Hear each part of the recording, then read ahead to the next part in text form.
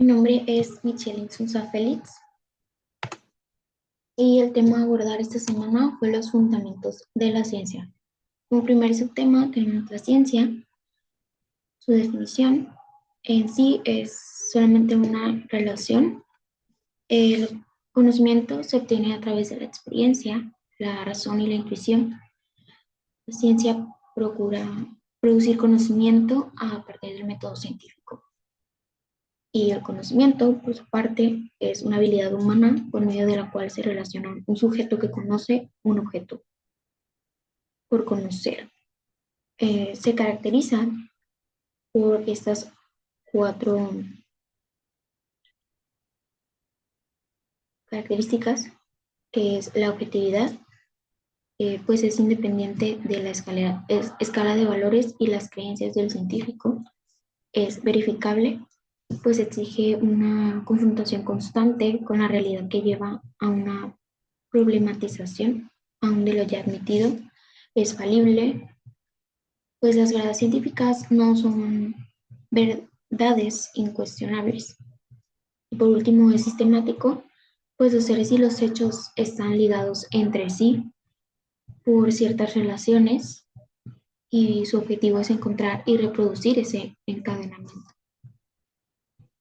Se clasifican de distintas formas. Aquí tenemos 5 tipos. En primer lugar está la pura o la teoría, que es el estudio de un problema destinado exclusivamente a la búsqueda del conocimiento. Las ciencias puras son las que se proponen conocer las leyes generales de los fenómenos estudiados. Desarrolla la disciplina en términos abstractos y desarrolla principios generales. Después está la aplicada o práctica, también llamada utilitaria. Se plantea problemas concretos que requieren soluciones inmediatas e iguales específicas. Tiene como objeto el estudio de un problema destinado a la acción, es decir, concentra su atención en las posibilidades concretas de llevar a la práctica las teorías generales. Después está la documental, que pues consiste en recopilar, analizar e interpretar información a partir de documentos. Se basa en la revisión de fuentes documentales como libros, revistas, tesis, periódicos, memorias, entre otros. Después encontramos a la de campo, que es la recopilación de datos nuevos encaminados a comprender, observar e interactuar con las personas en el entorno natural sobre la realidad por estudiar.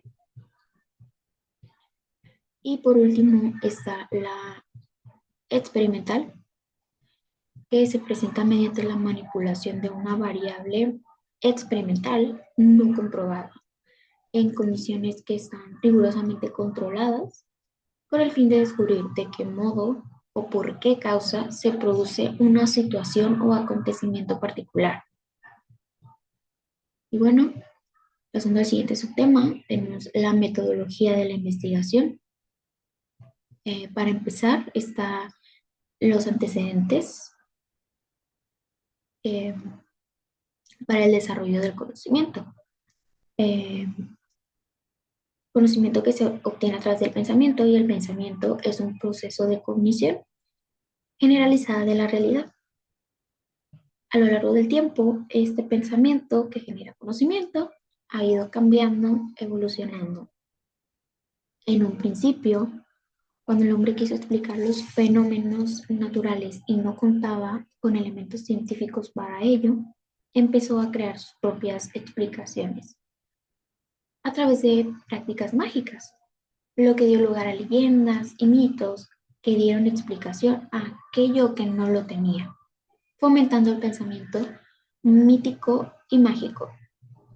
Por otro lado, los griegos y los romanos fueron culturas politeístas, a quienes atribuían cualidades especiales para controlar a los seres humanos en diferentes áreas y situaciones. Esto, el pensamiento religioso, que permaneció durante muchos siglos como explicación a la realidad. El problema es que esta no permitía otras explicaciones, porque la iglesia lo había monopolizado. Posteriormente, se evoluciona y llega el pensamiento filosófico. El ser humano tiene como una característica resolver problemas, pero sobre todo plantearlos. En la medida de su conocimiento, que su conocimiento es más amplio, el pensamiento se vuelve más complejo, al grado de que parece hacer imposible el pensar de una manera sencilla, una manera simple, tal vez como un niño lo haría. Y llegamos al pensamiento científico, que se basa en conocer. Es una relación que se establece entre el sujeto que conoce y el objeto conocido. En el proceso del conocimiento, el sujeto se apropia en cierta forma del objeto que quiere conocer, del objeto o del objeto ya conocido. Después tenemos el pensamiento crítico, que es uno de sus objetivos consistente en articular las distintas especialidades del saber para ver qué escapa del saber hegemónico que sea significativo cuando se quiere conocer algo. Lo que nos lleva al pensamiento complejo, que pues la sociedad y los problemas se han vuelto, vaya, complejos, al grado tal que ya no puede resolverlos una sola disciplina, que es otra parte importante del mapa. En este caso, no puede resolverlos una sola disciplina, se habla de problemáticas que requieren el concurso de varias disciplinas. Por eso llegamos también al pensamiento estratégico, ya que para ayudar a esa complejidad se requiere de un pensamiento instrumental que permita ver más allá de donde ven los ojos.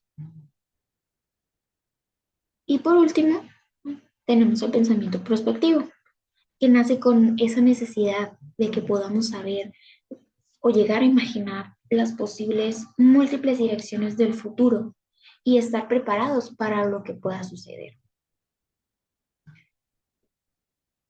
Después, ahora dentro de este subtema está la utilidad, características que para resumirlas tenemos que sin ordenar y sistematizar el conocimiento no hay ciencia. Por eso es muy importante la metodología. Dentro de la investigación científica, que la investigación científica se dice que puede ser de carácter cualitativo o cuantitativo, según sea el tipo de problema que se plantee y los objetivos que se formulen. Finalmente, tenemos dentro de nuestro mapa la multidisciplinariedad, que nos refiere que en la medida que se acumulan más conocimientos, provocan que la ciencia se desenvuelva más rápidamente, lo que nos hace llegar a pensar que, como se dice, es inminente la desaparición de las barreras entre unas disciplinas y otras, por muy lejanas que éstas parezcan. Bueno, esto es todo de mi parte. Muchas gracias por la atención brindada.